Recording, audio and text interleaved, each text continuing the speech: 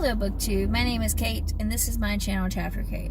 Today I'm going to be doing the BookTube Real Talk Tag. I was tagged by Princess at Castle Library because I love her and I've been slack-a-lacking on tags, so I'm going to try and do this one. However, I'm totally going to pull a Scott from Book Invasion and do mine in the car. I have an hour-long drive to get home and it takes no attention away from actual driving for me to talk and film, so because it's sitting on my thingy dash, that word. I'm so bad at words. So the first question on the BookTube Real Talk Tag is, what is something that no one told you before you started your channel? So no one told me anything because I didn't interact with the community whatsoever. I didn't comment. I didn't really follow that many channels before I started my channel. I'm the type of person who impulsively jumps into something, full on jumps into things before really knowing everything about it. So I found Jesse's channel and ended up just kind of going full into it. Jesse the Reader had some great videos and I didn't really realize that there was a whole community behind it, and then when I did, I was like, oh, I gotta start it. I didn't really think about much before I actually started it. But I wish someone, I guess, had told me that you don't have to do single book reviews to have a channel, because I was stressed out about my videos. I had a lot of video ideas, but I didn't want to post anything until I had an idea for a single book review. So I did that, and I think my first book review was Nod by Adrienne Barnes, I want to say. Such a good book. Oh my gosh, that was such a good book. I need to do more single book reviews because I have ideas for them and then I just don't. So I either need to do just straight up go for it and do book reviews, or I need to do at least rating vlogs for specific books. But right now I'm too much of a disaster to do that. So question number 2 is, what is your opinion on typical BookTube videos? So that is TBRs, wrap-ups, hauls, I'm guessing, book hauls, that kind of stuff. I don't have much of an opinion on those. They're videos. All videos are videos. I watch them just as much as I watch any creative video. I watch what I want to watch. I like them because they make BookTube more accessible. If you don't know what kind of video you like, or if you don't really know a channel, you already are familiar with what a haul looks like, or what a wrap-up looks like, or what a TBR looks like. So it actually, I feel makes it more accessible to some people, and it makes it easier to find certain videos that you already know you like watching. And also, those are some pre-packaged video ideas for anyone who's starting a channel, or anyone who has a BookTube that is in a creative slump. I like to do a lot of discussion videos, but when I'm not in the mood for doing something creative, like a discussion or a book song or anything like that, then those typical videos provide an opportunity for me to keep my activity more consistent without having to do too much creative heavy lifting. Sure. Alright, the next question is, I guess number 3, I think. It is, what is an assumption that you had about BookTube before you joined? 1 hour later. I assumed it was smaller than it is. It's a lot bigger than I expected it to be. So I guess that's an assumption, and I was proven wrong because there's a ton of booktubers.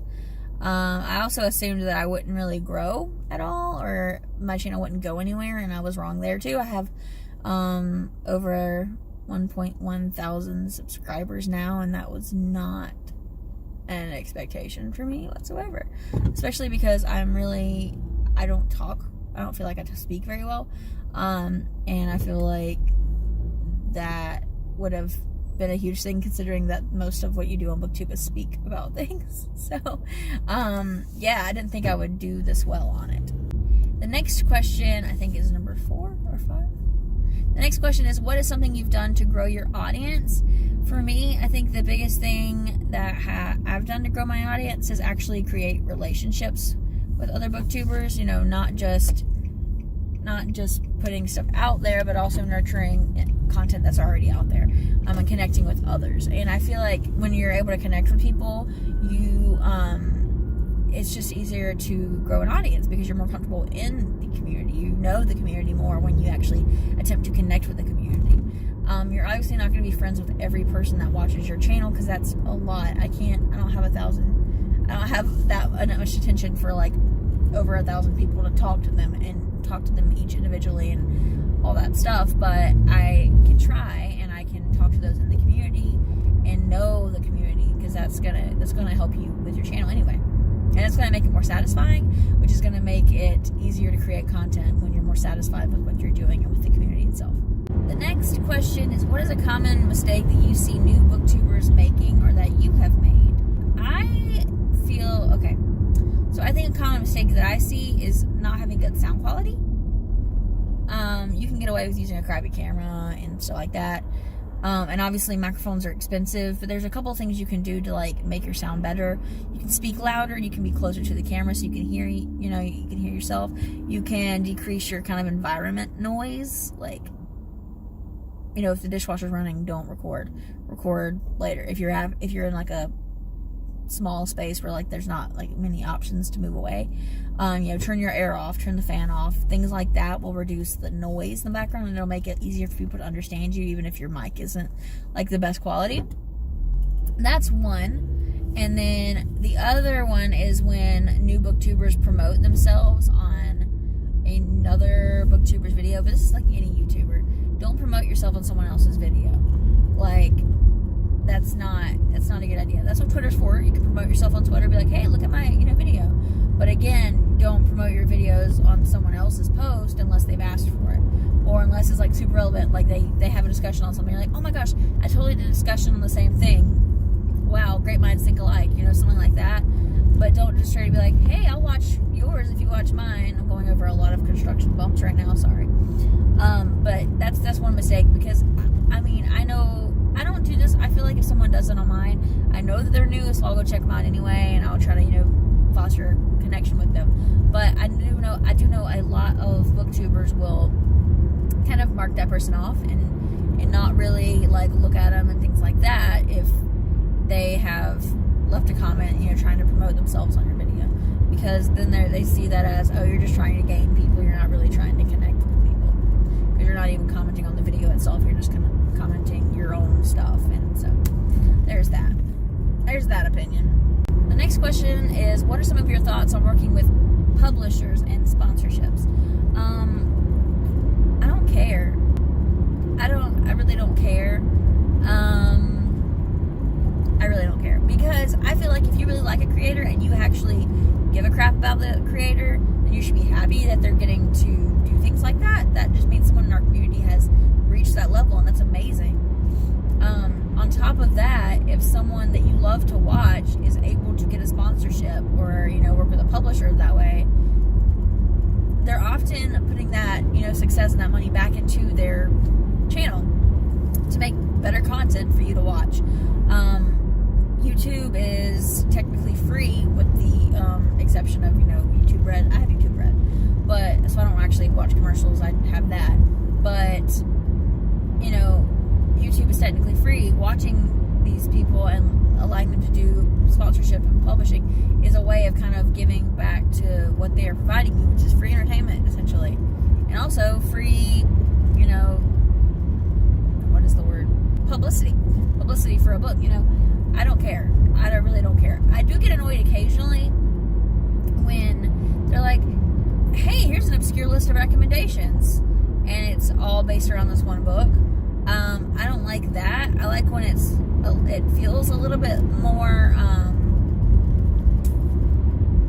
what is the word? When it feels a little bit more authentic, I guess. Organic, that's the word. I like it when it feels a little bit more organic and not so like random, like here, and then there's this. Or like if it feels like the entire video was basically built around the recommendation rather than already having an idea and putting it in it. But even then, I don't care that much, because they're doing what they have to do to kind of make a little bit of money off of this amazing hobby. Because this hobby takes up so much time. If you can make money off of it, go for it. And then you can buy more books. And then the last question is, do you think BookTube is dying? No, I really don't. I've seen a lot of videos with that title. Most of them, however, were on like the Spanish-speaking side of BookTube.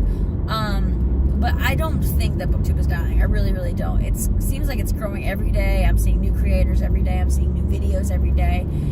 The the longer you're in it, I feel like the more you can see, like, oh, this is the current pattern, and I've seen that before, I've seen that before, I've seen that before. But you're always going to have new people, and you're going to have new books to talk about. So even if an idea is something that you've already seen done, it's going to be done a different way. It's going to be done somehow different, which is going to continuously provide us with new content and new topics. So, no. My answer is I do not think that BookTube is dying. I really, really don't. I think it's thriving. We're getting more publicity in the media. Last year, there was that picture from BookCon, and there was an article, I think it was New York Times, I don't remember, about BookTube. And then recently, BookTubers were working with Michelle Obama. We've been featured in blog posts and things like that.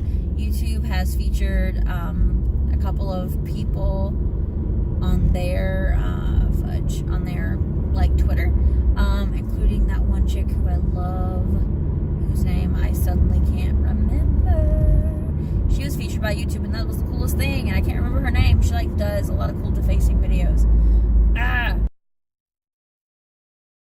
And then lastly, I'm supposed to tag some people.